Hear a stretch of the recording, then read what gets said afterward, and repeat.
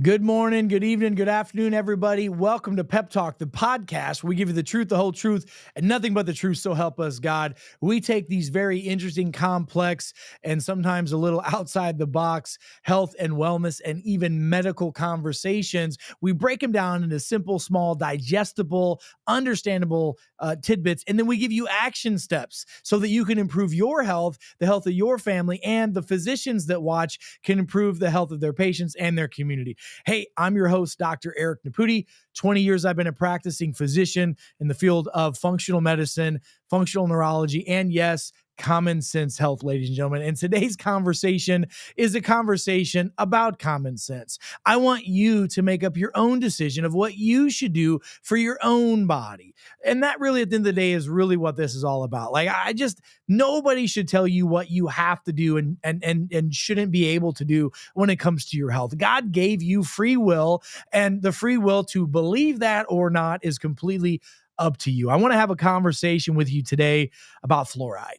It's something that I get asked all the time. I put out multiple publications about this, and I really want to just lay out the data and the research. And I'm just going to be completely transparent and honest with you. If you want to drink fluoride, knock yourself out. If you don't want to drink fluoride, knock yourself out. But you should know the risk, the benefits, the origins of fluoride, and what you can do to help yourself. And then you can make an informed decision. You can have a little bit of your own discernment to decide what you want to do and not just be told what to do by talking heads on social media like me or anybody else. So let's talk about fluoride because, man, it's in the news every day now. It's one of the most heated topics in our political conversations about fluoride in our water, fluoride in our school systems, fluoride in our toothpaste, and so much more. So I think it's important to know the history before we get into the current day conversations of what's going on with fluoride. So I've got some notes here I want to read to you that I took earlier today. It talks about the history of fluoride, especially in the water systems.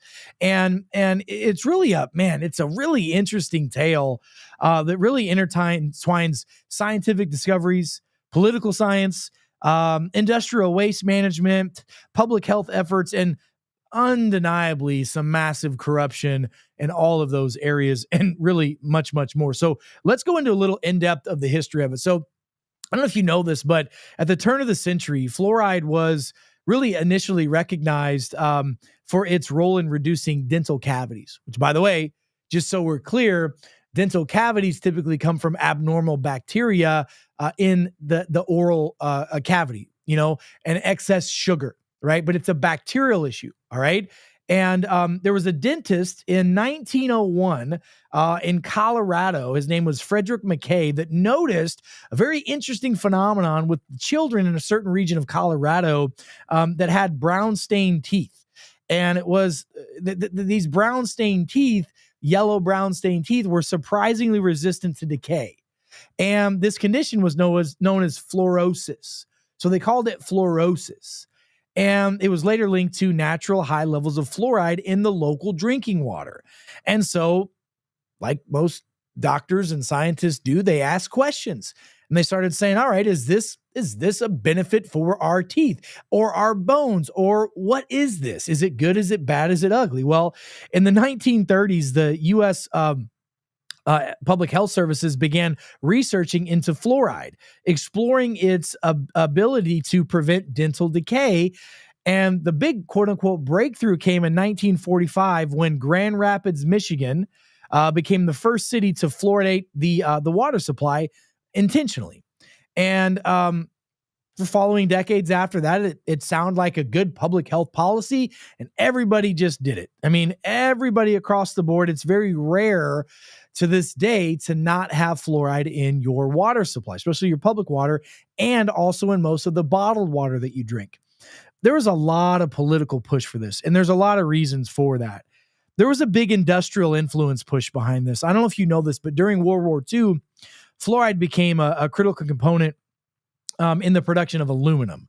So it was a byproduct of the production of aluminum. By the way, aluminum, was needed for making ammunitions, right? And these huge aluminum companies like Alco, if you guys remember Alco, which is the aluminum company of America, and other giants were producing massive amounts of fluoride waste, It was waste product of making aluminum. And by the way, this was a toxic waste. And they knew it was a toxic waste and they needed to do something with it. They didn't know what to do with it. So there was some strategic marketing that I like to refer to as propaganda, and a lot of public relations to push this out there. By the way, a guy by the name of Edward Bernays, look him up. Edward Bernays was the quote unquote guru at the time for PR, public, relations and spin. He was the spin master. So they hired this Alco and other companies hired Edward Bernays to spin that this toxic waste material was actually good for our teeth and should be put into our water supply. He was a famous psychologist, by the way, and he famed fluoride as safe and essential to public health intervention. So that's really what happened. And the governments got involved in the U.S., and especially the public health services, and they endorsed fluoridization based off of early studies that were done. By the way, similar studies were done that said tobacco, not only is it safe, but man, it's healthy for you. Doctors recommend, 9 out of 10 doctors recommend Camel cigarettes. I mean, that literally happened. Just like opioids were safe for you. Just like the food pyramid was safe. Just like certain cholesterol medications are safe and effective. And just sign up and go ahead and get yourself the brand new and improved, only tested on 8 rats, new and improved injections that people are going to get. No propaganda in there. By the way, there was a big influence around the Cold War as well. During the Cold War era, fluoridization was often marketed as a patriotic measure.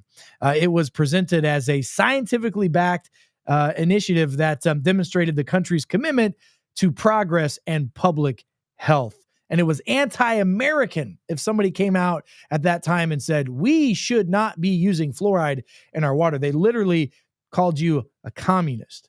Man, when else did people get called names and stuff during public health outcries that turned out to be false? I don't know. I wonder how Tony Fauci is today. But anyway, if you dismiss that, you got called lots of bad names. And if you were a physician at that time speaking out against it, boy, did they come after you hard. Now, let's talk about scientific aspects of fluoride. Let's talk about the science behind it. Okay, so here's what we do know. Remineralization of the enamel. Fluoride can help repair weakened enamel in teeth. By extracting calcium and phosphate ions, it creates a stronger enamel, okay? It's called remineralization. You can do that also with hydroxyapatite. That's what I use. I use hydroxyapatite as a toothpaste. I use that. I've actually fixed several of my own cavities in my teeth. And when I cracked a tooth, when I was traveling, I used that to remineralize that tooth. It works. And so does fluoride. Fluoride does make your teeth remineralize. Like your teeth are going to be great, but maybe not everything else. It inhibits bacterial metabolism. So we do know that bad bacteria in our mouth can lead to lots of problems, ultimately teeth decay and gum issues, which can cause problems with our brain and our heart health as well. While there are some documented benefits, is the juice worth the squeeze? Now, there's some dangers of fluoride. So fluorosis, which is a condition caused by excessive fluoride, that can cause, by the way, you can get it not just on your teeth, you can get it on your bones. Your teeth can get stained and your bones can get stained. And a lot of folks that grew up in the 60s, 70s, 80s, and even early 90s have a lot of brownish tint and staining to their teeth and to their bones because they were given certain fluoride treatments as a kid. Do you remember when we were kids, when they gave you a fluoride treatment at school? You went to go see the nurse. They gave you the little white Dixie cup of fluoride. You washed your mouth out and you spit. And they said, whatever you do, don't swallow that. Don't swallow that. Swoosh it around and spit it. And the nurse would watch you do that so you wouldn't swallow it. Why? Because fluoride is a neurotoxin. And most studies have proven without a shadow of a doubt that fluoride is a neurotoxin. And a very, very huge study came out of Harvard University showing that high levels of fluoride exposure lowers IQ. Okay. And it's also an endocrine disruptor, which means it can cause problems with your metabolism and your metabolic hormones like testosterone, like estrogen, like insulin, like ghrelin, like melatonin. So it's going to screw up your appetite, your sleep. It's going to cause you to have a higher risk potentially of insulin resistance. This is no bueno. And it can even contribute to thyroid dysfunction. And boy, we have a whole lot of hypothyroid issues in this world to this day, don't we? There's bone health concerns. Excessive fluoride exposure over time leads to brittle bone issues, and it can cause an increase in osteosarcoma. Even though it's rare, it can happen, which is a bone cancer. We also talk about a little bitty doses over a long period of time in your water system, building up in your cells, in your gut, and in your liver and your kidneys. So that also is a problem. We also know that fluoride can cause leaky gut syndrome. So we know that your intestinal tract can literally get little permeable holes poked in it from taking fluoride. So I'm telling you, fluoride is a very concern. I mean, but the reality of it is that you should have the freedom to choose.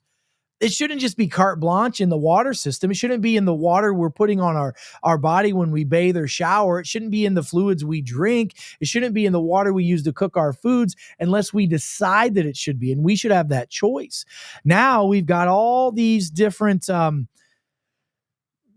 political action committees, and we've got all these different types of, lobbyists that are trying to keep fluoride in your water and in your food. Why would they do that? If a new report, listen to this, there's a brand new report that just came out that water fluoride levels at World Health Organization's levels that are recommended lower your IQ for yourself and your children. And I don't know if you know this, but common sense is not that common in the world to this day. And it seems as though there's less and less of that and less critical thinking. I'm not saying fluoride is the only cause of it, but it sure as hell is a contributing factor. And what's crazy is, listen to this. There is currently a lawsuit against the Environmental Protection Agency in the United States regarding the human toxicity of fluoride in water. According to the latest press release that's happened in federal court, the judges are ruling on this and saying that, yes, fluoride is problematic. And we need to get this out of the water system. And people should have the freedom to choose what to do with this. I want you to understand that a recent study that came out by the EPA that said that there are no safe levels of fluoride allowed in the human body. Why is there still fluoride in your water system? It's going to be removed soon. But we've been having these conversations as healthcare practitioners for the last 45 to 50 years saying that, listen, the research doesn't add up with what they told us.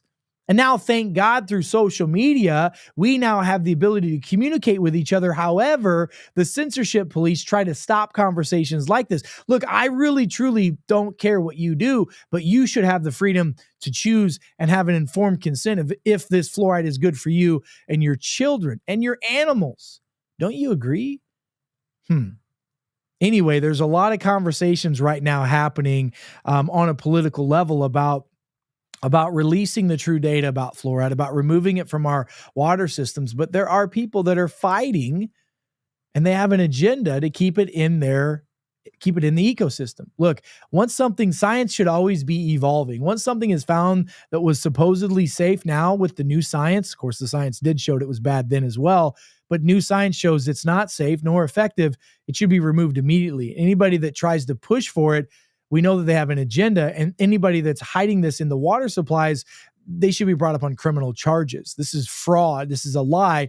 And the FTC should be getting involved, going after the individuals, the scientists, and even those that paid for the research to make the case that fluoride is safe and effective for human consumption. But don't take my word for it. You go ahead and do your own research and decide what you want to do. Listen, I wanted to do a quick hit on this because I think knowledge is power, but wisdom is taking that knowledge and applying it to your life. I want to give you resources so that you can help yourself make an informed decision for yourself and your family. Go back, rewatch this, re-listen to this. Go do your own research. Deep dive into this. Don't just sheepishly say okay to things. Ask questions. Why? Because the quality of your health is in direct proportion to the quality of the questions you ask yourself and you ask other people. I want you to go to our website, go to peptalk.world. That's peptalk.world. Make sure you like, subscribe, and share. Tag us on social media as well so we can get the message out, because people don't want the truth out, because the truth, folks, will set you free. Until we meet again, I'm Dr. Eric Naputi. God bless you, God bless America, and God bless the world. Stay smart out there. We'll see you soon. Be well.